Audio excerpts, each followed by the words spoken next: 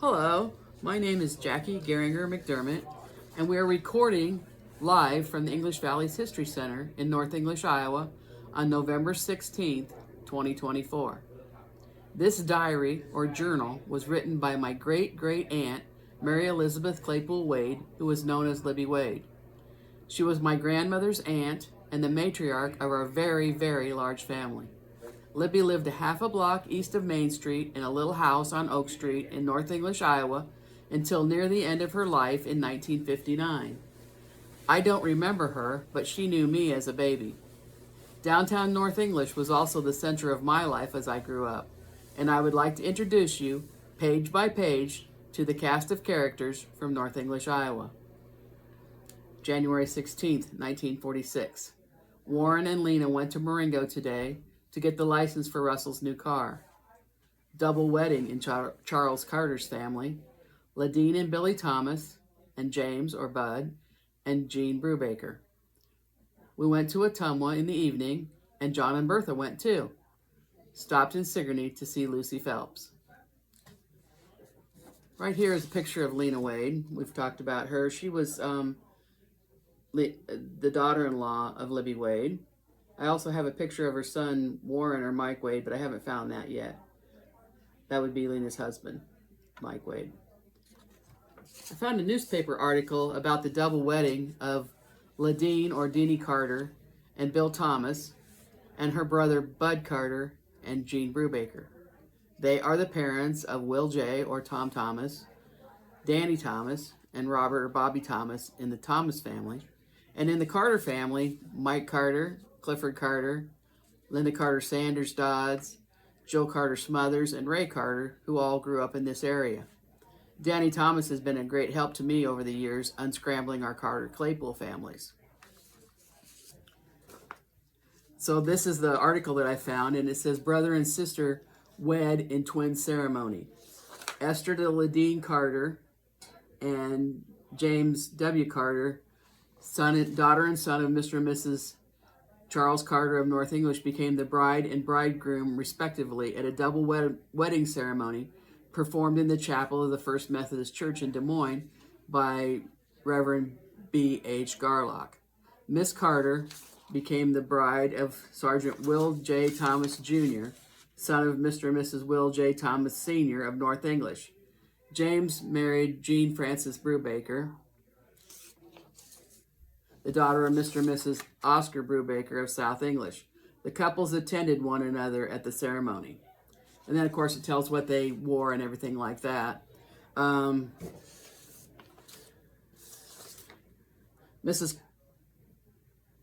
Start with this one. Mrs. Carter graduated from South English High School and her husband attended Parnell High. They're making their home on the farm near Parnell. That would be Bud and Jean Carter. And then this is Deanie and Bill Thomas. Mrs. Thomas is a graduate of Parnell High School, and Sergeant Thomas graduated from North English High School. He has served in the Army Air Force for 40 months and recently re-enlisted. They will travel to San Angelo, Texas to make their home in the near future. And of course, they came back here later on to live. Thomases lived in North English, and Carter's lived over more in the Millersburg area.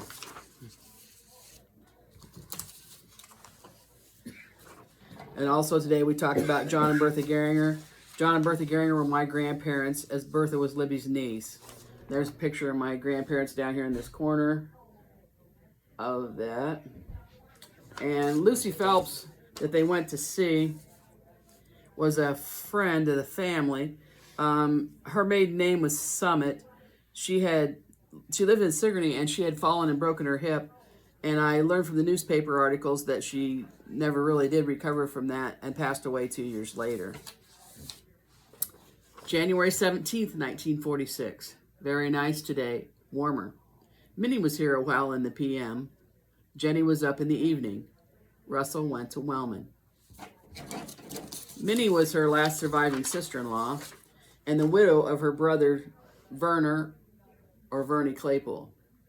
Minnie had 5 sons: Harry, Roy, Ray, Leighton, and Dean, who are the ancestors of several people from the North English area including most of the people with the last name of Claypool. Paul and Artie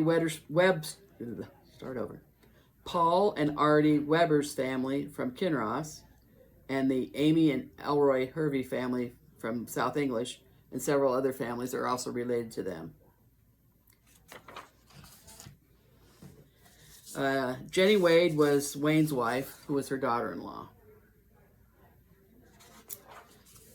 And this is her son Wayne, who we often called Perky. January 18th, 1946. Fred Regseger died 2 years ago today. Jaunty was here. Mary Regseger brought in some eggs at 30 cents per dozen. Vertie was here. Jenny brought me some button stitching work. Luella Wade and Joe Lefevre to be married today. Fred Regseger was her friend Mary's late husband. They were old friends from the Green Valley area, east of North English. Mary Wade Regseger was in the extended Wade family, and they are buried at Pearsall Cemetery. And I found a picture of her. She's the younger one in this picture, and they are buried at Pearsall Cemetery. I did not know her, of course, because she's the younger person on the left side here, because they were passed away before I was born. And I actually hadn't even heard anybody talk about these people. They didn't have any children, so that makes a difference whether or not I've heard anything about them.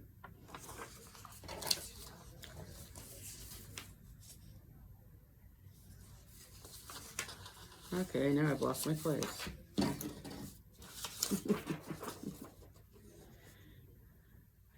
Vertie McKinstry was one of her best friends, who probably came to visit and to do needlework. Vertie was the organist at the Methodist Church and also attended WSCS meetings. Vertie's maiden name was Mahanna. I didn't know her either, but I did find a newspaper article about her and said that she was the organist at the church, so that's how they knew each other. Jaunty Claypool, that they just mentioned, was her nephew. He was her brother Benton's oldest son. Jaunty was married to Viola Tippy later in life, who was the grandmother of the Tippy family in this area. Jaunty was a farmer who lived in the Yankee Point area, and then he moved to Brooklyn, Iowa. His granddaughter, Johanna Claypool Wigley from California, was just here this summer to visit the cemeteries and talk about our family. And Luella Wade Lefevre that they mentioned was a family member of our husband's family from the Wellman area. January 19th, 1946. Judith and Charles Geringer are 5 years old today. Bertha was here. Took Bob to the doctor. He has an earache. Jenny and Harold went to Kelowna. It is snowing at 5 p.m. Colder, too. Judith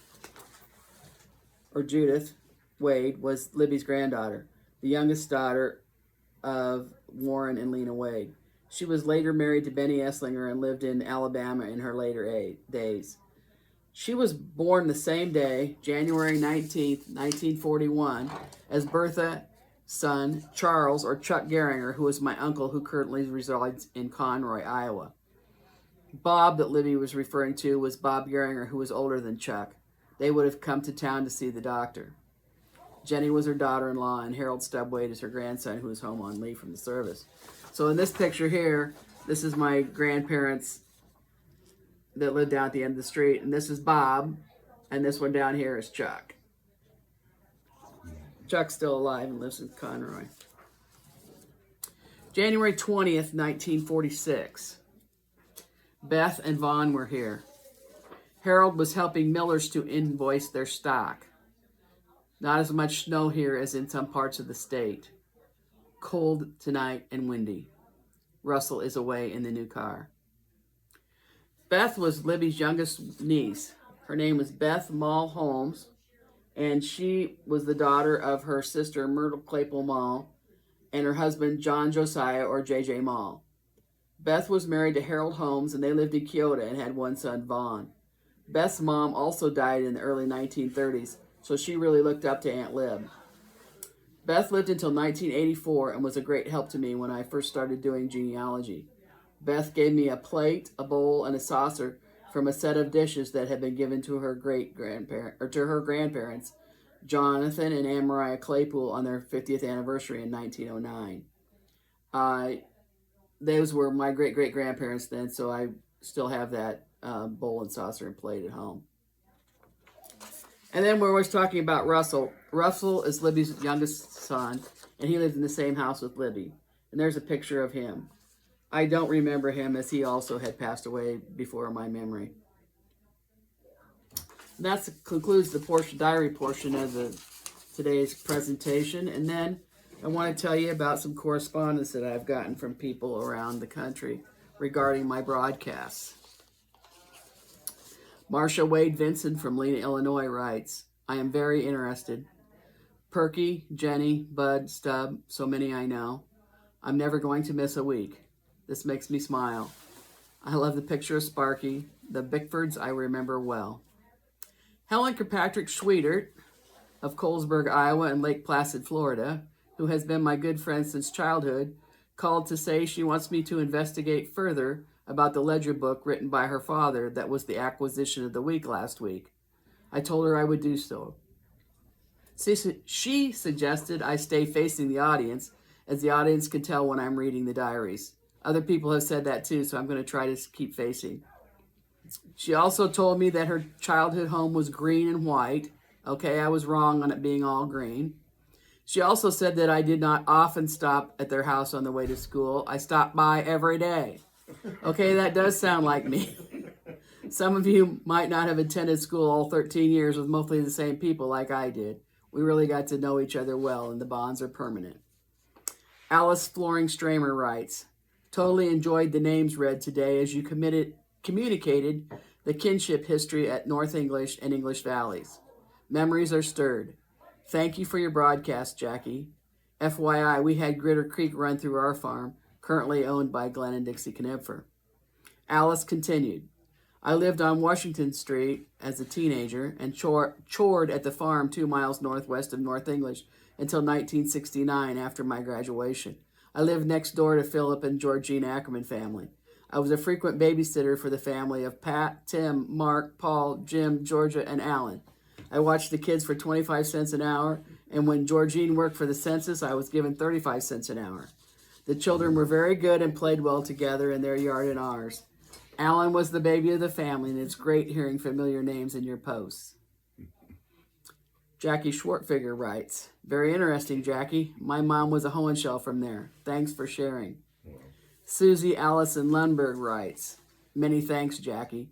What a wonderful gift you are giving the community. You are doing a fantastic job, my friend. Mary Warner Kunert from Oregon told me that she thinks I have found my calling. And I think I'm really correct. That is correct. I really do think that. Many people have told me awesome and good job. I can't thank everyone enough for all the positive feedback. It makes me want to continue. Georgia Ackerman Gent writes, I loved rewatching your live stream, Jackie. Many names are familiar and bring back great memories. To this day, 55 years later, I still use the words that Mrs. Frida Wade used when she had put glue paste on our paper plate. A little dab will do ya. When my dad, Phil Ackerman, graduated college, he and a college buddy flipped a coin who would apply for the EV job and who would apply for a job somewhere in western Iowa. The coin toss brought Mom and Dad to North English. Their plan was to stay 1 year and to move back to Minnesota, where they were both from. Obviously, that didn't happen, and what a blessing to our family. Couldn't ask for a better community to be born and raised in. Another great story, when they moved to town, Dad went to the fair store to buy some sweat socks. Helen Dixon asked him, what grade are you in? She loved to tell that story. Gary Schultz writes, love the History Center. Lots of good friends, good and old, and lots of good stories. Mark Claypool writes, Jackie, you really bring back so many memories of North English and the great people that were part of our lives and the community we grew up in. I thank you for your support and leadership in bringing these memories back to life again, and especially the way you share with all of us. Keep up the great work, and I'll look forward to the next time. Vicki Johnson, who is Vic and Lucille Van Dyke's granddaughter, writes, I enjoyed today's podcast immensely. To hear the names of people from my childhood brings back good memories. Seeing Libby through the window was one of them. Sue Walrab, who was Suzanne Kurtz when she lived in the English Valleys, writes, another great sharing. Thank you, Jackie. This is a treasure, and so are you for your time and dedication to the project. I remember going to the locker with Grandma Jenny and Mom. It was so cold. The Johnsons were such nice people, and I think after they left North English, they lived in Cedar Rapids and had a restaurant at the Cedar Rapids airport. You'll have to confirm that. Thanks. Thanks again. See you next week. Linda Lee, who was Linda Reed from North English as a child, replied and said, I remember Al and Ione at the Cedar Rapids Airport restaurant. We would stop to say hi to them when we were there. We will be having a visitor to the English Valley History Center on November 30th. Rita Wade from New York will be back for Thanksgiving and wants to know more about the Wade family. Her dad was Ron Wade and her mom is Patricia Bauer Wade. Her grandfather was Harley Wade and her great-grandfather was Alonzo Wade. Many of their family are buried at Pearsall Cemetery east of North English. Please come up to visit with Rita or if you are in the area on November 30th. I don't know Rita personally myself. She is a niece to Charlie and Mary Ellen Bauer, who are friends of mine. And, of course, Bernie and Brucey were friends of mine. And Eddie, her uncle, was a good friend of mine, too. The English Valley History Center is open from 7 to 10 a.m. for coffee every Saturday. I start my broadcast in the other room at 9 a.m. and it's about 30 minutes long.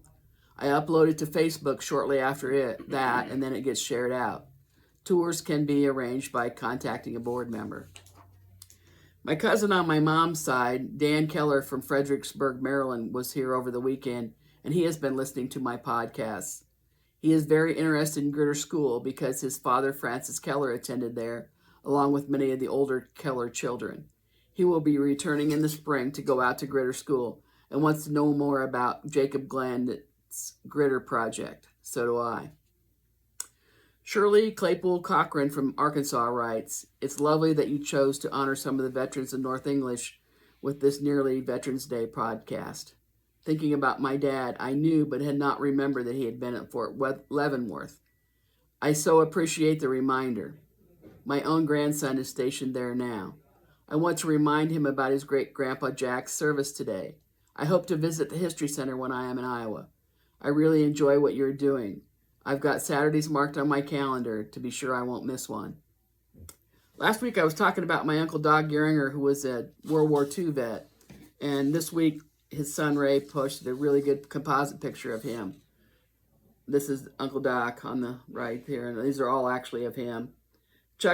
My Uncle Chuck says he remembers Doc talking about the terrible war in Japan. And speaking of the war, we're in the military room today. We've moved from the other side of the room. And the main reason we're in here is to tell you about Sam Humphrey. This is a picture of him.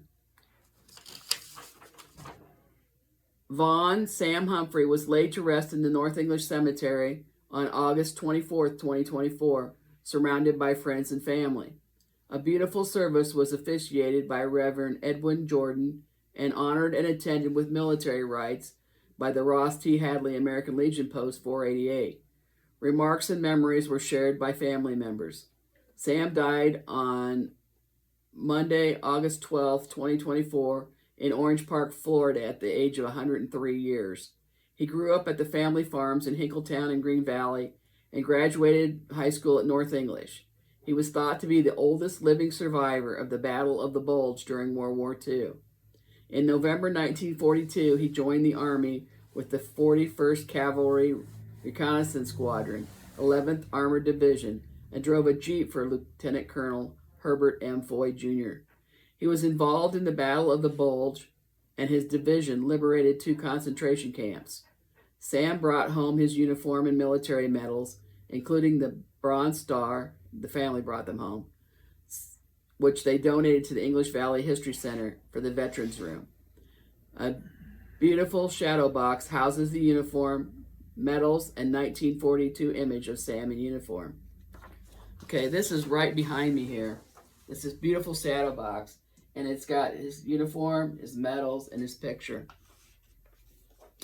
Our other acquisition of the week is this highlight back here. We'll try and pull it forward. It's a flag, and let's see. Al, would you grab the edge of it? Pull it up. It's a VFW flag, and it was given by Lynn Moffat. It's the Veterans of Foreign War.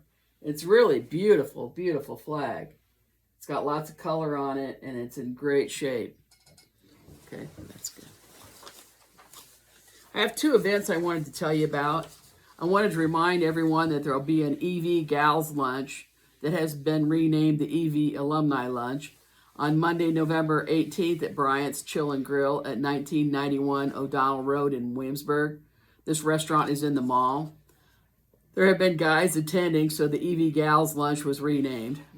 Most of us are graduates from the late 1960s and early 1970s, and it seems that other people have jobs during the day. Everyone is welcome to attend.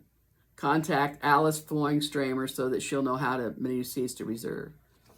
Also, Scott Romine is already starting to plan for the get-together formerly called the Alumni Banquet on July 26th, 2025. There will be no meal for the gathering next year, but rather a day will be planned to happen at the History Center, so alumni and friends can drop into the English Valley History Center to visit and have tours at the center. Alumni will be able to take advantage of the food tent on the grounds of the celebration or eat at other places in town. And there's also been several gatherings around class members from 1965 and 64 recently. Please be sure to check the EV graduate page for information about that. I've changed the name of the feature of the week this week to Scott Romine Says. Regarding my mention of Lloyd Bickford last week, Scott Romine says, I never met Lloyd Bickford, but I have heard the story that he passed along to future generations about the Mormon gravesite north of town. I wonder if others have heard about that. We discussed it a little more this morning in coffee. There was a spot somewhat near that Rollers Woods where we used to play when we were little kids on a hill by the cemetery. We'll have to get some more information about that, and we'll get back to you with it. I want to remind everyone that tomorrow Jacob Glenham is going to be here with his program at 2 p.m. at the History Center, and I think it's going to be really interesting, and I can't wait to talk to him. His company is called Black Oak Films, and he has completed a video about the Gritter Country School recently, and he has the wonderful documentary on Watch Here, Iowa, and he has a film about the English Valley Care Center. He's really got a bright future, and I'm excited to talk to him. My display of the week this week is this is a picture of Opal Bertram, and I wanted to show it to you because the whole wall where the military stuff used to be, it would be the west wall of the main room, has been changed with pictures. Dave Jackson put them up there, and they are all colorized, and they're just beautiful. Nice to see. We also wanted to let you know that you're welcome to come and sit and watch as we do the broadcast, and that we welcome your feedback. Saturday morning coffee time has been happening since the inception of the English Valley History Center and continues in the other room on Saturday mornings from 7 to 10. The funding for the History Center comes from Iowa County 100 Plus Who Care and from the Iowa County Community Foundation. However, as Dave Jackson always says during programs, we welcome your donations to keep the heat and lights on. Please send donations to the English Valley History Center, P.O. Box 70, North English, Iowa 52316. We will likely be working on some grants for technology upgrades in the future when we decide exactly what equipment and features we need, but we're still working on the wish list. One thing we need will be a laptop computer dedicated to the broadcast so that we can download and show color pictures without me holding them up to the screen. You might have noticed that everything I've shown is in black and white. These broadcasts started when I told Dave Jackson my idea to start YouTube broadcasts to read the diaries aloud so that my thoughts and translations of the diaries would be saved for future generations. I was trying to index the diaries because Aunt Lib never mentioned last names, but it was long and tedious work, and I had no hope that anyone would ever read it. So I thought about reading it aloud on YouTube. Dave Jackson said, "Why don't you go live from the History Center on Saturday mornings?" And we decided to start immediately since there's no time like the present since I'm nearly 70 years of age. Scott Romine gave us the idea to broadcast and upload in case there is a major mistake. We are also interested in learning about historical English Valleys items that you might wish to donate to the History Center. Please contact Dave Jackson, or any other board member, Scott Romine, for example, if you wish to donate. Goodbye, everyone, and thanks. We'll see you later next week. Good job. Good. And Wait. Dan and Nancy. Wait.